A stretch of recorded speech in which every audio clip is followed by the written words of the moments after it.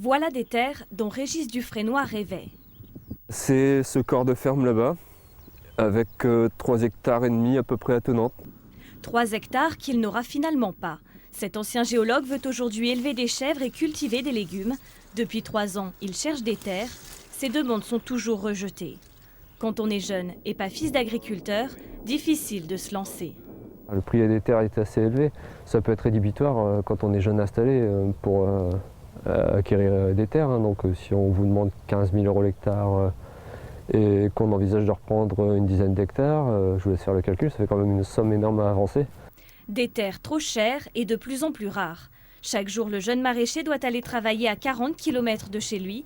Un agriculteur lui prête un lopin de terre, mais la solution n'est que provisoire. Régis préférerait s'installer près de chez lui. Si pour l'instant il n'y arrive pas, il avance une hypothèse, la mainmise sur le marché des grosses exploitations. Elles ne veulent pas laisser de la place aux nouveaux arrivants parce qu'elles ont toujours besoin de grossir. Et donc, toujours besoin d'avoir plus de terre. Régis devra encore patienter avant de s'installer. Dans le Nord-Pas-de-Calais, les terres restent parmi les plus chères de France, entre 5 000 et 20 000 € l'hectare, des prix qui ont augmenté de 6 % en un an. Sabine Jeunesse, elle, a réussi à surmonter ces difficultés. Doucement, une par une. Depuis 3 mois, elle élève des chèvres. Partie de rien, elle a dû acheter des terres, du matériel agricole et une trentaine de bêtes. Monter son projet lui aura pris 4 ans. Elle a eu du mal à trouver des financements. La difficulté qu'on a rencontrée, c'était vis-à-vis des banques qui ont refusé notre projet au départ.